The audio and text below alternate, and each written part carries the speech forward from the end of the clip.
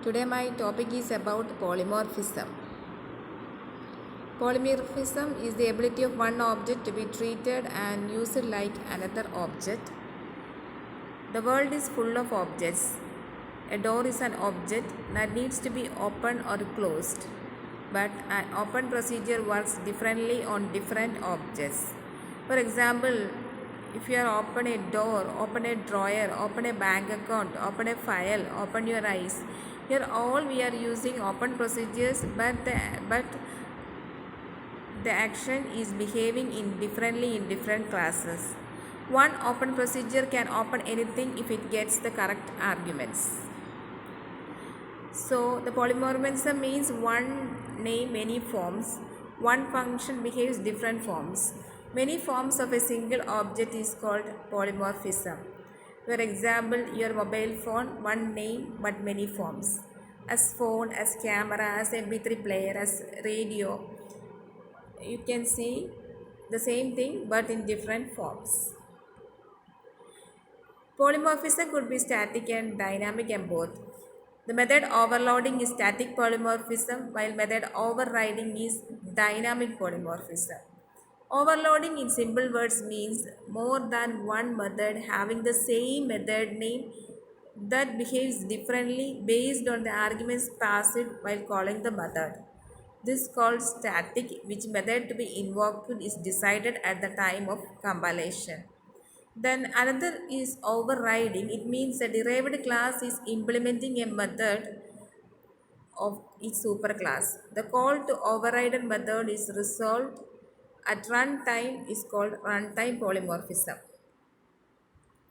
In method overriding, the child class can use the OOP polymorphism concept to override a method of its parent class that allows a programmer to use one method in different ways depending on whether it is invoked by an object of the parent class or an object of the child class. In method overloading, a single method may perform different functions depending on the context in which it is called. That is, a single method name might work in different ways depending on what arguments are passed to it. So the polymorphism overloading, we have two classes, person and employee. The employee class inherits from the person class by using the keyword extends. Here the child class overrides the parent class. This is shown in this, okay. A class person, void work, system.out.println. Then class employee extends person, then it is running first. You can see in this. So method overloading is shown in this. There we can see the constructors and different methods, and it calls constructor 1, calls constructor 2, then it calls methods 1, method 2, method 3. Then another is constructors and destructors. Object-oriented languages provide some special mechanism to initialize an object automatically at the beginning of its lifetime, which is known as constructor. It is asked in previous question papers what is a constructor. The lifetime of an object to be interval during which it occupies space and can thus hold data. Object-oriented languages allows automatic initialization of objects when they are created by the constructor. A few languages provide a similar destructor mechanism to finalize an object automatically at the end of its lifetime. A special member function having the same name as that of its class, which is used to initialize some valid values to the member variables. The constructor should be declared in the public section of the class. A constructor does not allocate the space for an object, it initializes the object in the allocated space. The execution order of constructors are the constructors of base class, constructor of derived class, and constructor of the class itself. Key points while defining constructor. A constructor has same name as that of the class to which it belongs. A constructor is executed automatically whenever the object is created. A constructor doesn't have a return type, not even void. We can declare more than one constructor in a class. These constructors differ in their parameter list. If you don't provide a constructor of your own, the compiler generates a default constructor.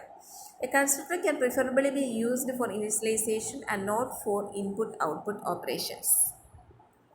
Smalltalk, EFL, C++, Java, C Sharp all allows more than one constructor for a given class. In C++, Java and C Sharp, the constructor must be distinguished by their members and type of arguments. In Smalltalk and EFL, different constructors can have different names. Codes that separate an object must name a constructor explicitly. Then Smalltalk resembles EFL in the use of multiple named constructors. The operator is EFL's equivalent of new. Modular 3 and Obron provide no constructor at all. The program must initialize everything explicitly. Then ADA 95 supports constructors and detectors. It is called initialize and finalize routines. This is a syntax, class name, public class name, parameter list. Constructors are special data functions which performs initialization of every object. The compiler calls the constructor whenever an object is created. The constructors initialize values to object members after storage is allocated to the object. Then class A, index, public A can be seen. Here this A is the constructor.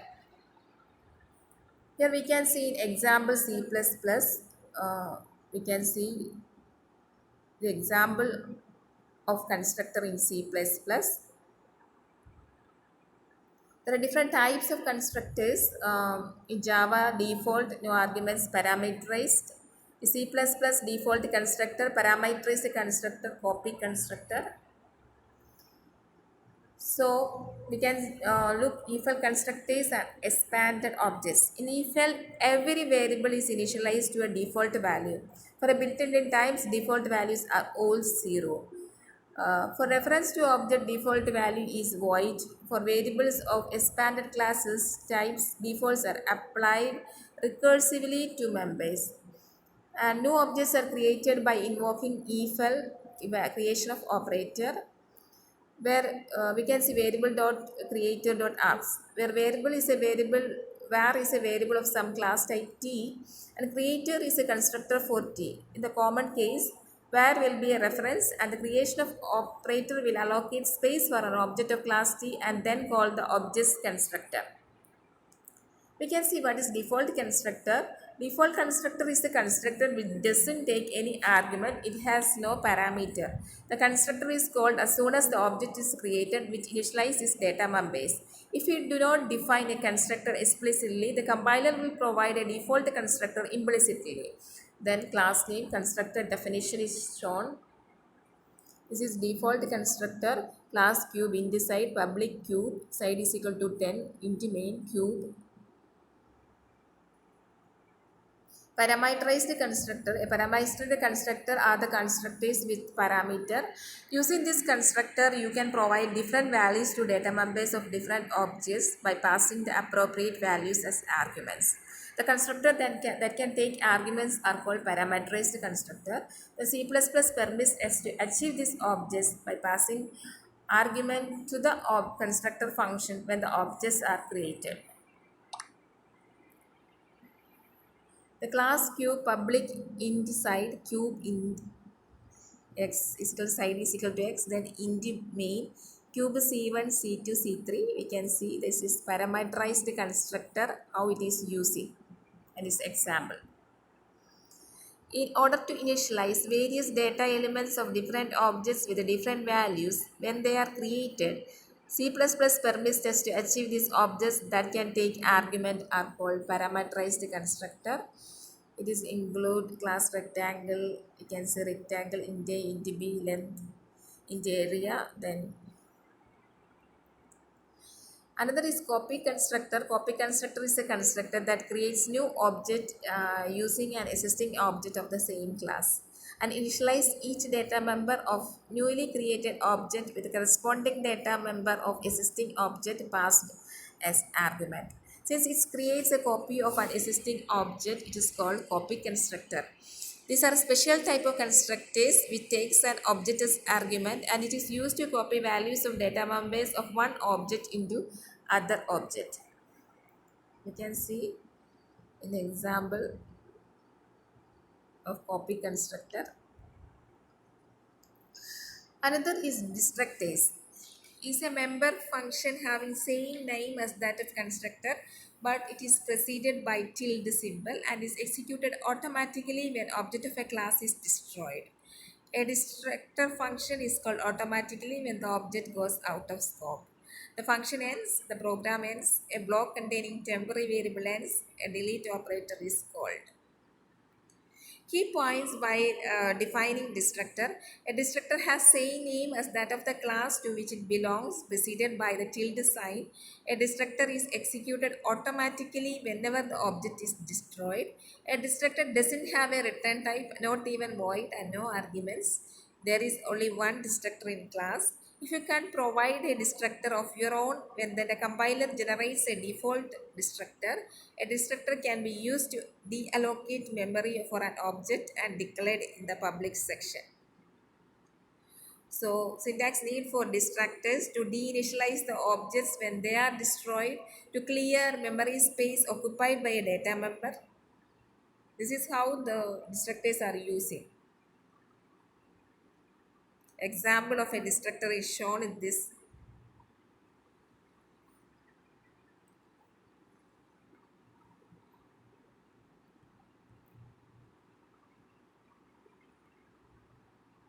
Static data members. Each object of a class holds its separate copy of all the data member classes which are not shared by different objects of same class.